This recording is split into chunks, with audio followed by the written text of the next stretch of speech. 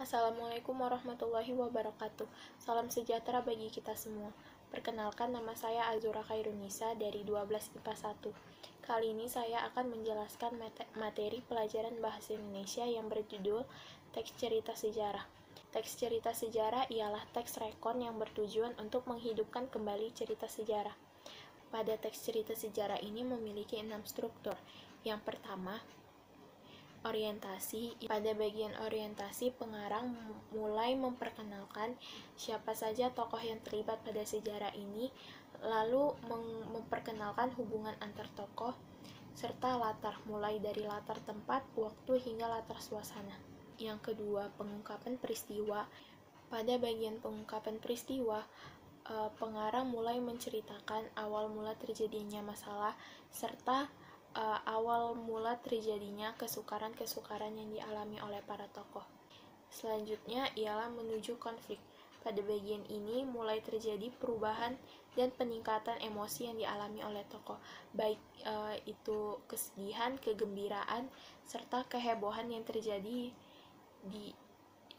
pada cerita tersebut, serta mulai bertambahnya kesukaran-kesukaran pada tokoh. Selanjutnya ialah klimaks, atau yang biasa disebut sebagai puncak masalah. Pada bagian ini, si pengarang mulai menceritakan bagian-bagian yang mendebarkan yang dialami oleh para tokoh. Dan pada bagian ini, perubahan nasib yang dialami oleh para tokoh pun terjadi. Misalnya, berhasil atau tidaknya para tokoh ini menemukan jalan keluar yang dialami. Kemudian ialah resolusi. Pada bagian ini, para tokoh mulai menemukan jalan keluarnya, dan pada bagian ini masalah-masalah yang dialami oleh para tokoh pun terselesaikan. Dan nasib yang dialami tokoh pada bagian ini sudah ditentukan. Yang terakhir ialah koda. Koda merupakan komentar dari keseluruhan isi cerita yang diwakilkan oleh si pengarang. Tapi ada beberapa cerita sejarah yang tidak memiliki koda, ataupun simpulan yang ada pada cerita tersebut diserahkan semuanya oleh ke pembacanya.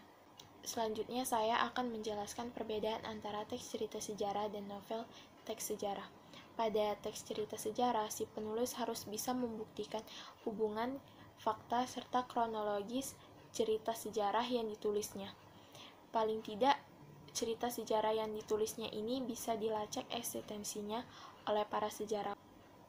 Sedangkan pada novel teks sejarah, rekayasa adegan yang dilakukan oleh si pengarang itu yang membuat cerita tersebut menjadi berkaitan dengan cerita sejarah yang dia tuliskan. Sekian penjelasan saya mengenai materi teks cerita sejarah kali ini.